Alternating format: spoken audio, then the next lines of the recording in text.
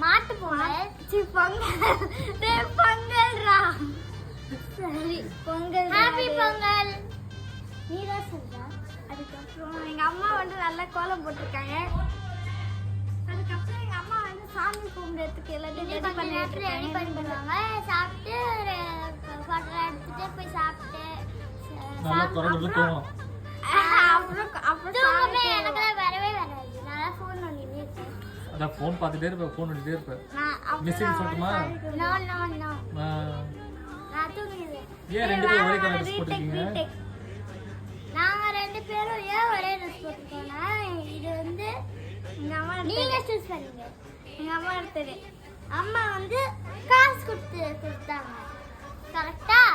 நான் கூட எல்லோ தான் போட்டிருக்கேன் Black, white, yellow. மூணுமே